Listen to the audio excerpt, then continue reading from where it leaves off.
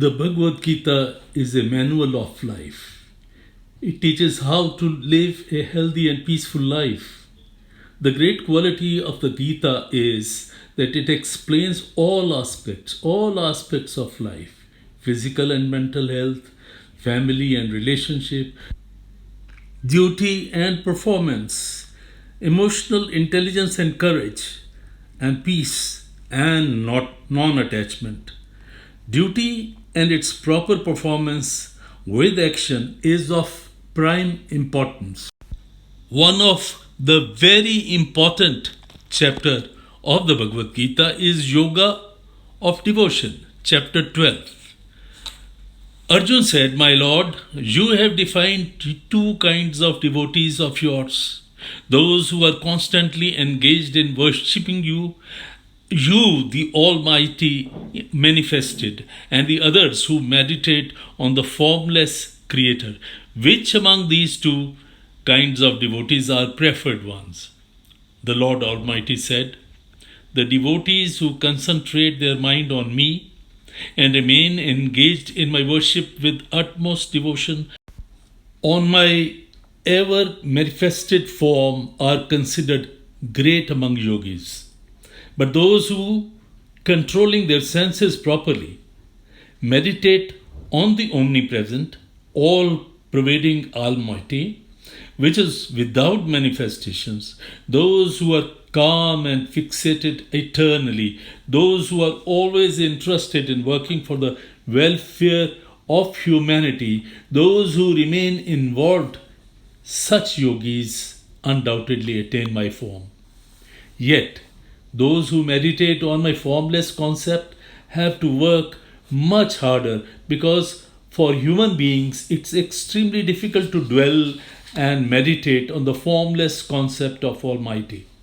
The devotees who dedicate all their deeds to me and remain engrossed in my worship, who with their bhakti yoga remember and worship my universal manifestations, I am responsible to ensure that these devotees who always set their minds on my thoughts are freed from this worldly sea of death, and I ensure that they attain salvation. You must engage your mind and your intellect on me. If you do so, in fact, you will dwell in me. There is no doubt about it. If you are not capable to fix your mind in me, then Arjun, wish for attaining me through repeated efforts and through yoga.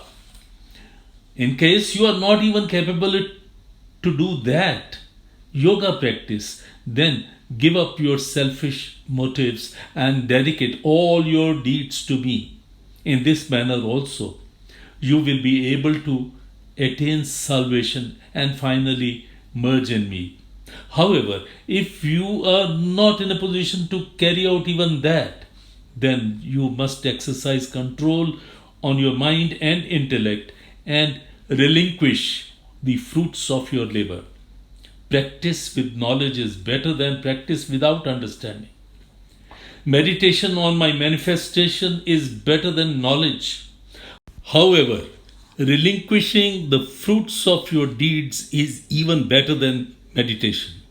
This is because you attain peace right away if you relinquish the fruits of your labor.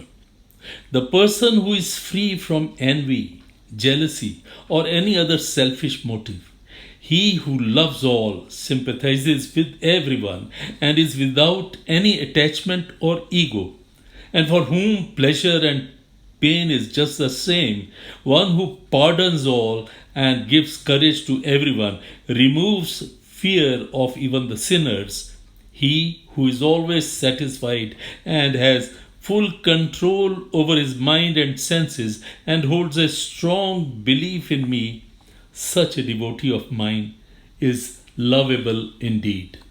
My devotee, who is never agitated with anyone, nor does anyone gets agitated with him. And he who is free from joy, envy, fear is undoubtedly dear to me. The person who is free from desires, who is pure internally as well as externally, who is capable of and does not take sides, and who is also free of sorrows, and who relinquishes all intentions. Such a devotee is extremely dear to me. He who is never excited, is never envious, is never dismayed, he who does not long for anything, and he who relinquishes all his deeds, good or bad, such a devotee is my favorite person. The person who does not distinguish between a friend and a foe, who remains calm whether he is being respected or insulted, for whom winter or summer do not make any difference, and he who is free from attachment of all kinds is dear to me. The person who considers criticism or praise alike, who is at peace with himself, and who is satisfied with whatever way he can subsist, and he who is not keen or attached with his abode, such a person is my favorite. I am extremely fond of devotees who have strong faith in me and who holds no selfish motives. Nevertheless, he enjoys the nectar of life with love and thankful grace. Thus spoke Lord Krishna.